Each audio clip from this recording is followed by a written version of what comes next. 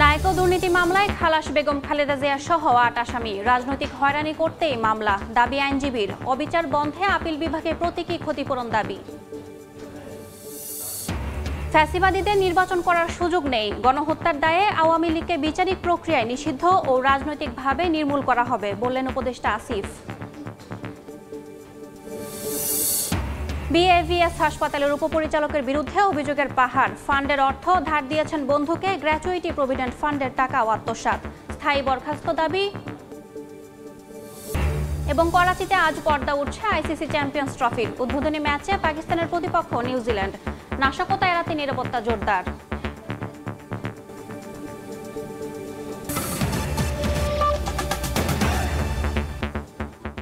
সময় সংবাদের সঙ্গে আছি আমি ইয়াসমিন অনন্যা।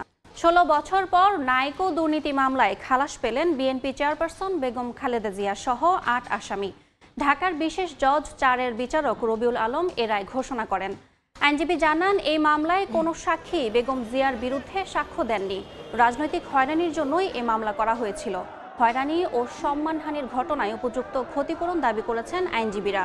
কানাডার কোম্পানি নাইকোর সঙ্গে অস্বচ্ছ চুক্তির মাধ্যমে রাষ্ট্রের আর্থিক ক্ষতি ও দুর্নীতির অভিযোগে ২০০৭ সালের ৯ ডিসেম্বর মামলাটি করে দুদক।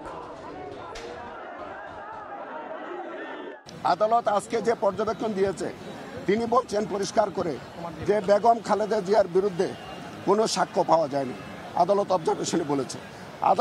অবজারভেশনে বলেছে যে কনফেশনাল স্টেটমেন্ট যেটা জনাব সেলিম জিয়া নিয়েছে, সেই কনফেশনাল স্টেটমেন্টটা সত্য বা স্বেচ্ছাপ্রণোদিত ছিল না। এটা আজকে আদালত অবজারভেশনে বলেছে। আদালত এটা অবজারভেশন বলেছে যে দুর্নীতি যেটা হয়েছে সেটা শেখ হাসিনার আমলে হয়েছে, অথচ শেখ হাসিনা তার মামলাটি কোয়াশ করে তিনি অব্যাহতি নিয়ে গেছেন। আমরা বারবার একটা কথাই বলেছি, নাইকো চুক্তিটা করেছে শেখ হাসিনা, অপরাধ তার উপরে। আর ম্যাডাম খালেদা সাকসেসিভ গভর্নমেন্টের প্রাইম মিনিস্টার, তার কোনো অপরাধী এখানে ছিল না। সুতরাং আমাদের প্রতিক্রিয়া হলো এই যে একটা মিথ্যা মামলা একটা স্বৈরাচার সরকার জন্ম দিয়েছিল। আজকে আদালতের রায়ের মধ্যে সেই মামলা মিথ্যা হিসেবে তার যবনিকাপাত হলো। এই মুহূর্তে দায়রা জজ আদালতে আছেন সহকর্মী আমান নবী, সরাসরি যাচ্ছে তার কাছে।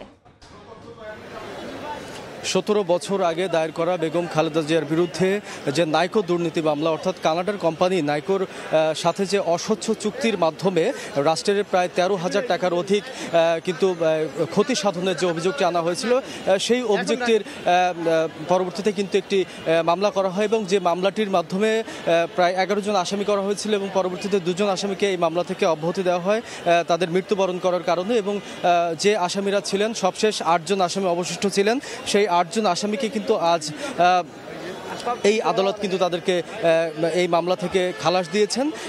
আজ সকাল থেকেই কিন্তু এই মামলাটি নিয়ে আদালত পাড়ায় এক প্রকার উত্তেজনা ছিল এবং সবার আগ্রহের কেন্দ্রবিন্দুতে ছিল। আমরা যতটা জেনেছি যে এই মামলার ৬৮ জন সাক্ষী ছিল, ৭৮ জন সাক্ষী ছিল, তার ভিতরে ৩৯ জন সাক্ষী কিন্তু আদালতে সাক্ষ্য দিয়েছেন এবং তাদের কেউই বেগম খালেদা জিয়াকে দোষী সাব্যস্ত করে আদালতে কোনো প্রকার বক্তব্য দেননি। আমরা জানতে পেরেছি এই মামলার যে সমস্ত আইনজীবীরা লড়েছেন তার ভিতরে রয়েছেন মাসুদ আহমেদ তালুকদার, জিয়াউদ্দিন জিয়া, আমিনুল ইসলাম সহ অন্যান্য আইনজীবীরা। তাদের কাছ থেকে আমরা জেনেছি আদালত একটি অবজারভেশন দিয়েছেন। সেই অবজারভেশনে বলা হয়েছে যে তাদের বিরুদ্ধে যে অভিযোগটি ছিল সেই অভিযোগটি মূলত আইনজীবীরা একটি বিষয় বলতে চেয়েছেন। সেই কথাটি হলো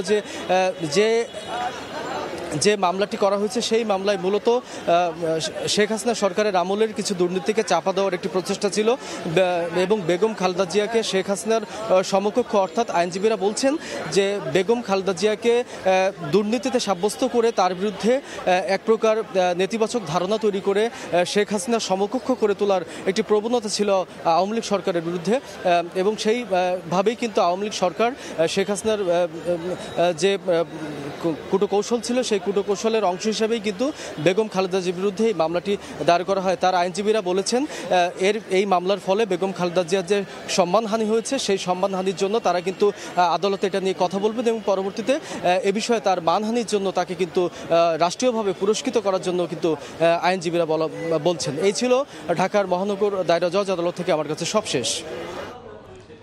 সরাসরি যুক্ত ছিলাম ঢাকা মহানগর দায়রা জজ আদালতে।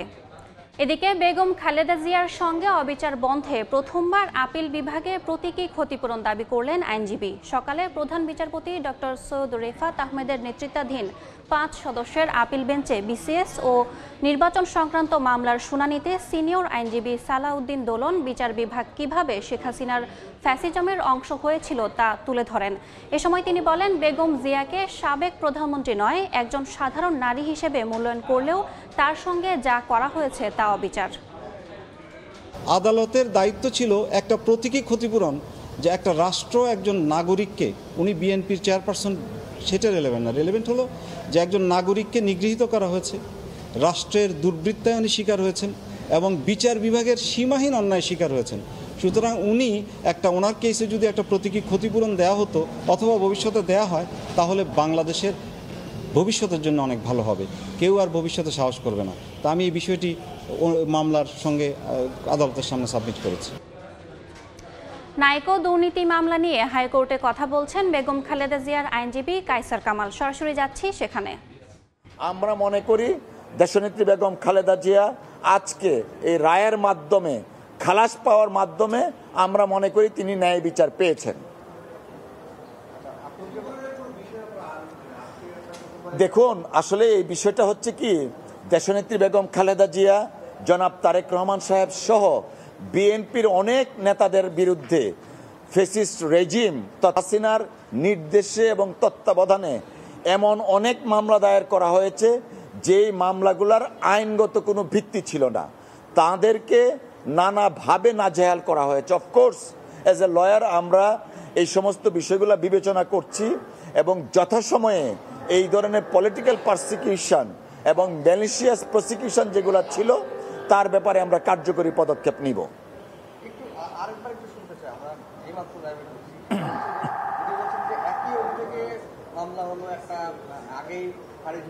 রাইট। দেখুন, আসলে তৎকালীন সময়ে আনফরচুনেটলি দেশের আইন আদালত দুঃখজনকভাবে রাজনৈতিক উদ্দেশ্য হাসিল করার হাতিয়ার হিসাবে ব্যবহৃত হয়েছিল।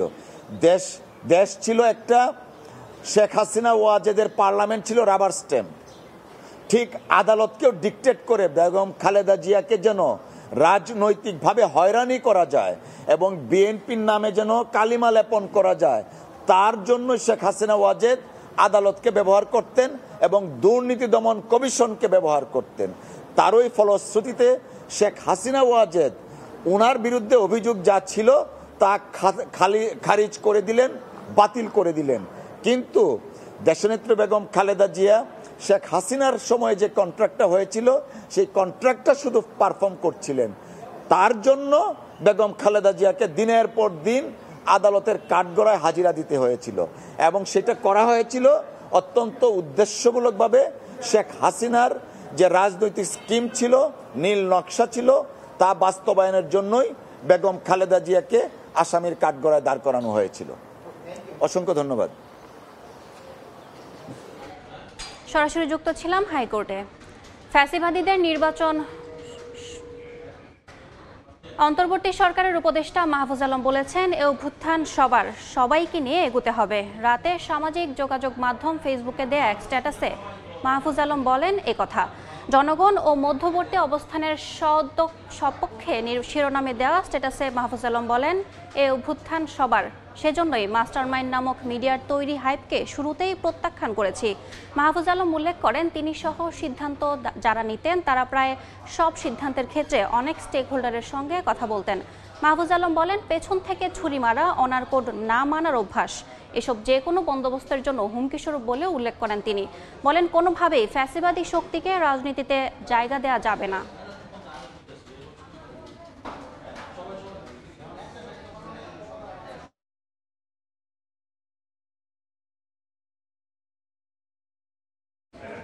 ক্লাস পরীক্ষা বর্জন করে শিক্ষার্থীদের ওপর হামলায় জড়িতদের বিচার সহ 6 দফা দাবিতে খুলনা প্রকৌশল ও প্রযুক্তি বিশ্ববিদ্যালয়ে উপাচার্যকে অবরুদ্ধ করে রেখেছেন শিক্ষার্থীরা। এদিকে যুবদল নেতা মাহবুবকে বহিষ্কার করেছে যুবদলের কেন্দ্রীয় কমিটি।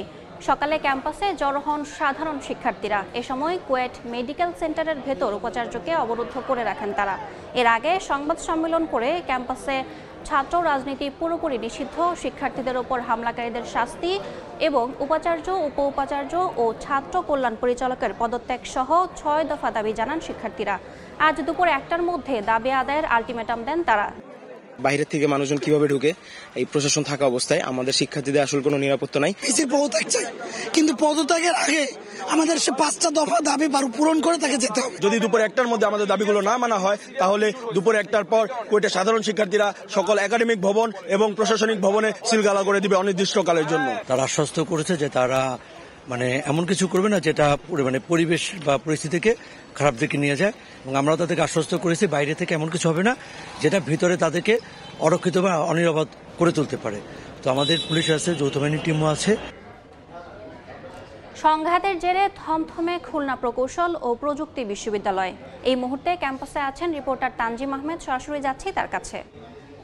খুলনা ফ্যাসিবাদীদের নির্বাচন করার সুযোগ নেই। গণহত্যার দায়ে আওয়ামী লীগকে শুধু বিচারিক প্রক্রিয়ায় নিষিদ্ধ নয়, আদর্শিক ও রাজনৈতিকভাবে নির্মূল করা হবে বলে জানিয়েছেন স্থানীয় সরকার উপদেষ্টা আসিফ মাহমুদ সজীব ভূঁইয়া।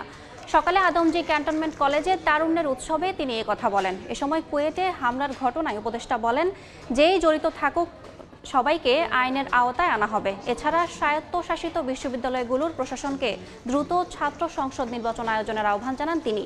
সরকার আগে স্থানীয় নির্বাচন করতে চায় বলেও জানান তিনি। দেশকে এগিয়ে নিতে তরুণদের শক্তি অন্তর্বর্তীকালীন সরকার কাজে লাগাতে চায় বলেও জানান আসিফ মাহমুদ। এর আগে শিক্ষার্থীদের হাতে পুরস্কার তুলে দেন যুব ও ক্রীড়া উপদেষ্টা। ফ্যাসিবাদীদের কিংবা আওয়ামী লীগের বাংলাদেশে নির্বাচন করার প্রশ্নটাই এখন অবান্তর। আমরা দেখেছি যে শুধু নিষিদ্ধ করেই একটি এরকম সংগঠনকে তার রাজনৈতিক কার্যক্রম পুরোপুরি বন্ধ করা যায় না। আমরা শুধু নিষিদ্ধ না, আমরা মনে করি যে এই ধরনের একটি ফ্যাসিবাদী দল যারা নাজিদের মতো গণহত্যা চালিয়েছে তাদের বাংলাদেশ থেকে নির্মূল করা উচিত, এবং সেটা করার জন্য শুধুমাত্র লিগ্যালি নিষিদ্ধ করা দিয়ে সমাধান নয়, অবশ্যই আইনি প্রক্রিয়ায়, বিচারিক প্রক্রিয়ায় আওয়ামী লীগকে নিষিদ্ধ করা উচিত। সময় সংবাদে আরও থাকছে। বিল আসার পরে রিডিং মিলাতে যায় দেখি যে ওই মিটারে যা আছে তার থেকে 100 ইউনিট আবার বেশি লিখে নিয়ে গেছে। আগের মিটারের চাইতে বেশি কাটে এই মিটারে। 2-3 বার কমপ্লেনও দিয়েছি, কোনো লাভ হয়নি। বিদ্যুতের ভুতুরে বিলে রাজশাহী বিভাগে চরম ভোগান্তি। নেসকো পল্লী বিদ্যুৎ সমিতিতে অভিযোগ দিয়েও মিলছে না প্রতিকার। বাড়তি ব্যয়ে হিমশিম গ্রাহক।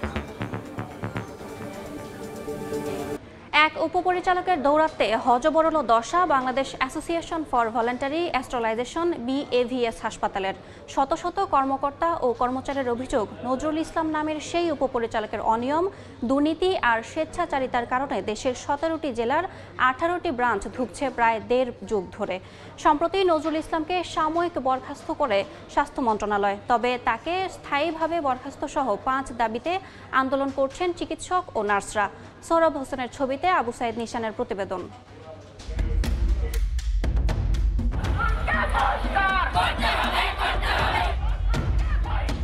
3 লক্ষ টাকা আমার থেকে নিয়েছে।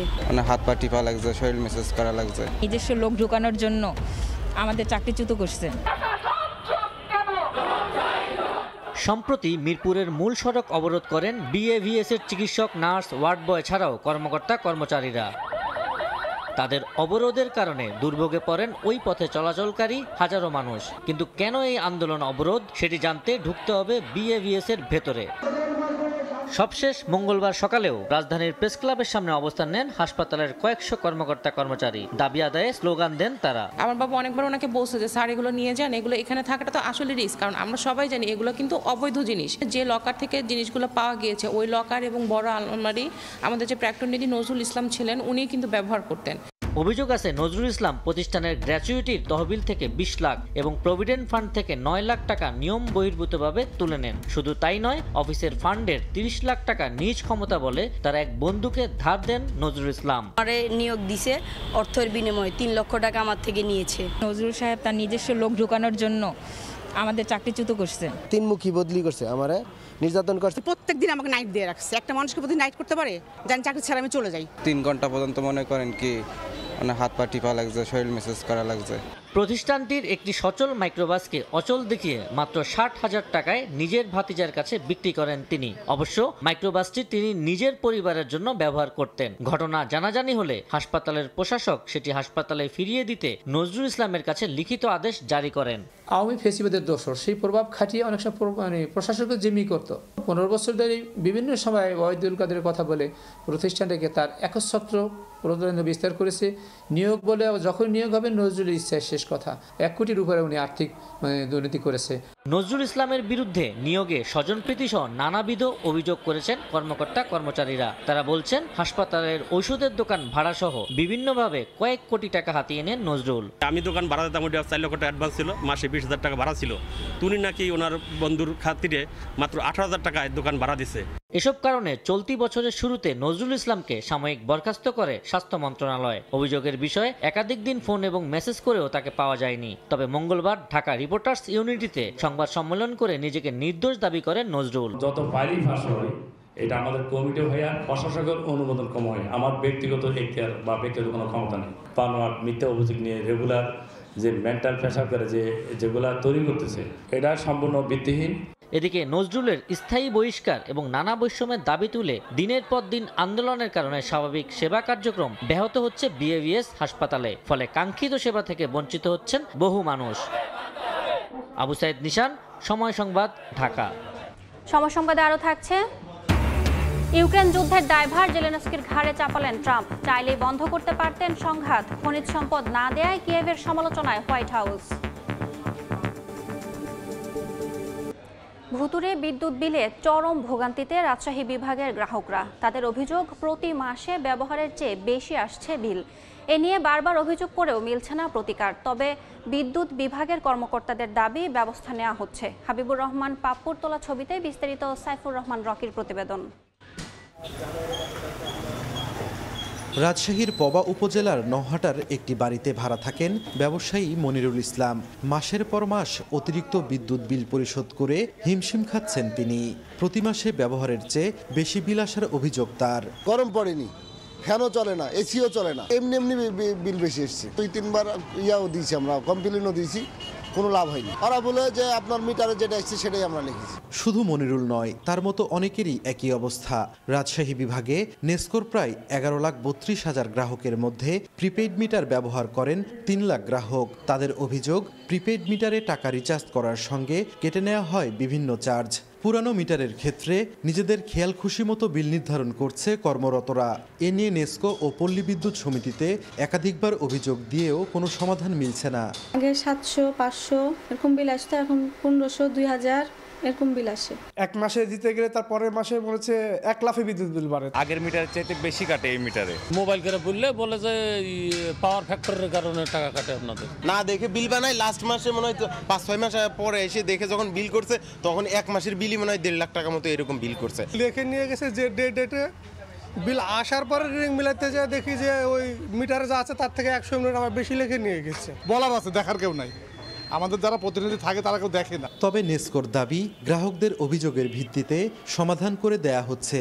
প্রিপেইড মিটারে কম বিল বা বেশি বিল আসার সুযোগ নাই। গ্রাহক হয়তো বুঝতে পারে না কত টাকা কাটলো। ব্রেকডাউনটা ওয়েবসাইটে তার কনজিউমার নাম্বার দিয়ে সে ডিটেলস দেখতে পারে। পোস্টপেইড মিটারের ইয়েগুলো হচ্ছে কি যে ম্যানুয়ালি রিডিং কালেকশন করে, ভুল হতেই পারে। কমপ্লেন করলে আমরা তখন ফিজিক্যালি আবার ওটা পরিদর্শন করে দেখি। অভিযোগটা সত্য হয় তখন আমরা ওই রিডিংটা এক্সাক্ট রিডিং অনুযায়ী এখান থেকে বিলিং হয় কম্পিউটার সেন্টারে, সেখান থেকে আমরা বিলটা কারেকশন করে গ্রাহককে দিয়ে দিই। রাজশাহী বিভাগে 42 লাখ গ্রাহক দৈনিক গড়ে নেসকোর 350 মেগাওয়াট ও পল্লী বিদ্যুতের 550 মেগাওয়াট বিদ্যুৎ ব্যবহার করেন। সাইফুর রহমান রকি, সময় সংবাদ, রাজশাহী।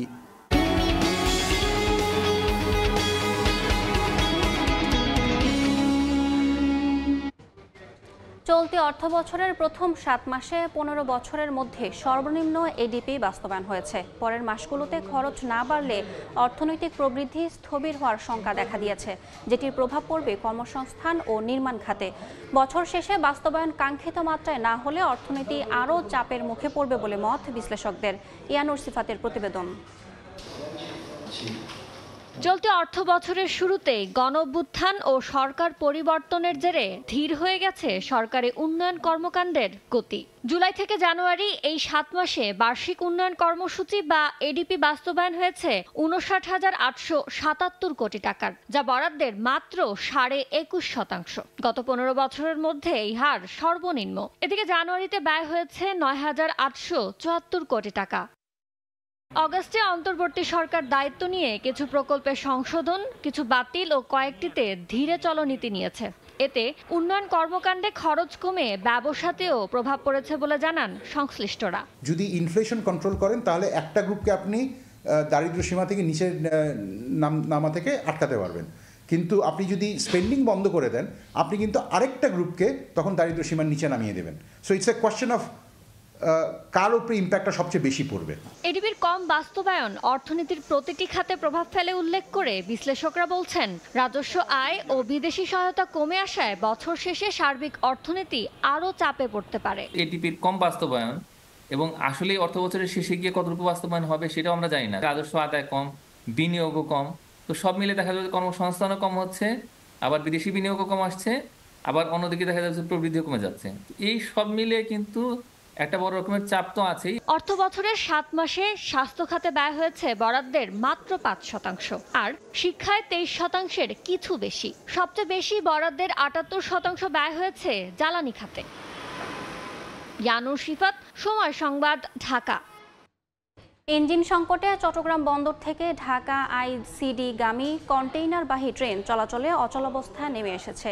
প্রতিদিন 160টি কন্টেইনার পরিবহনের জন্য অন্তত 4টি ট্রেনের প্রয়োজন হলেও 2টি ট্রেন পাচ্ছে না বন্দর কর্তৃপক্ষ। শাখাওয়াত টিপুর ক্যামেরায় বিস্তারিত জানাচ্ছেন কমল দে। চট্টগ্রাম বন্দরের ইয়ার্ডে 2টি র্যাকের উপর সাজিয়ে রাখা হয়েছে একাধিক কন্টেইনার।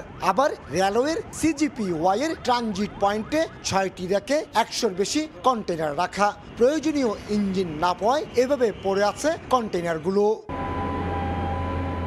রেলওয়ের ইঞ্জিন সংকটের কবলে পড়ে কন্টেইনার পরিবহনে চরম বেকায়দায় পড়েছে চট্টগ্রাম বন্দর কর্তৃপক্ষ।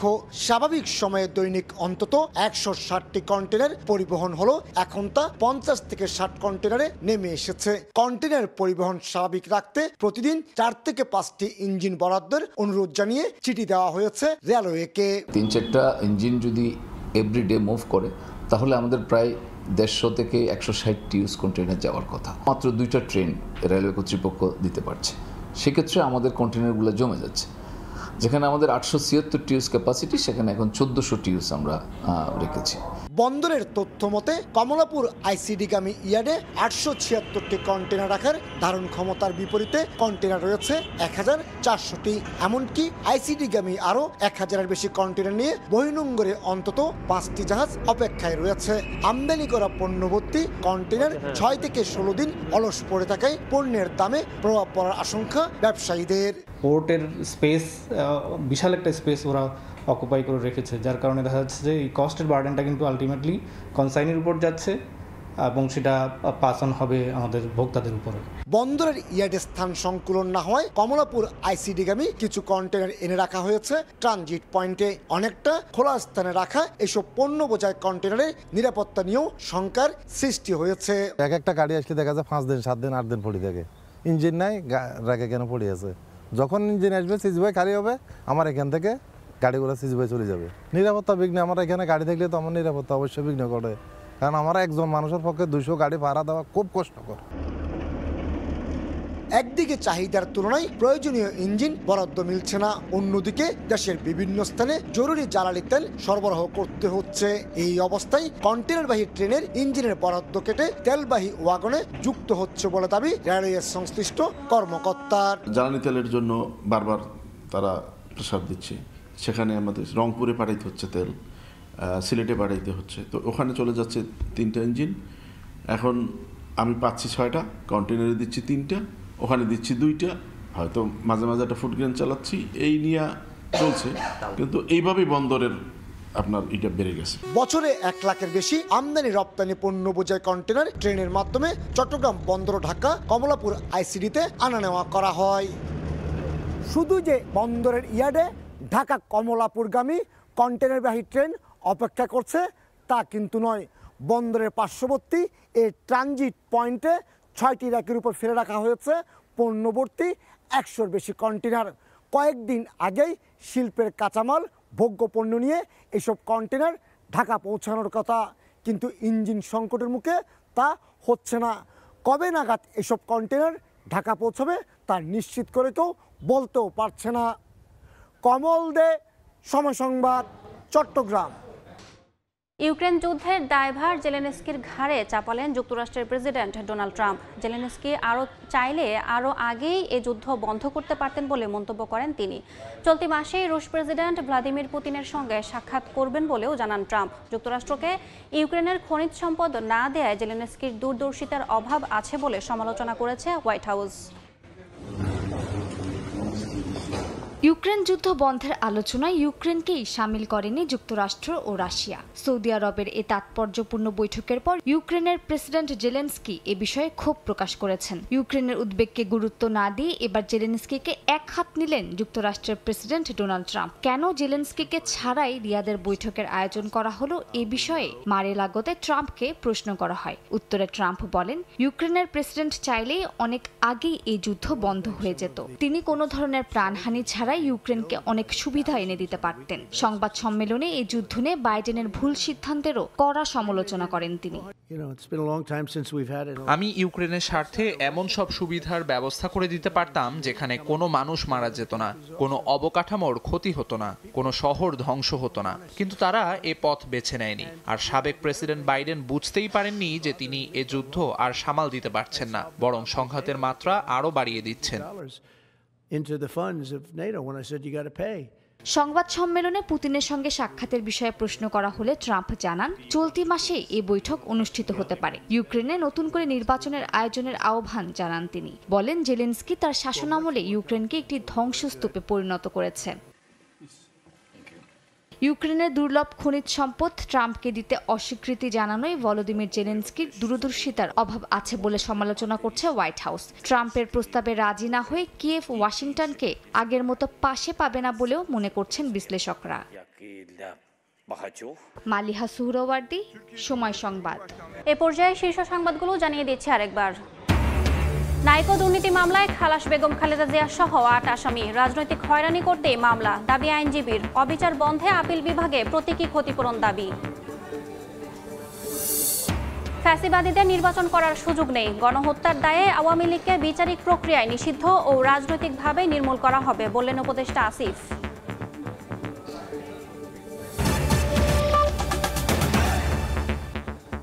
এই ছিল সময় সংবাদে, সঙ্গে থাকুন সময়ের।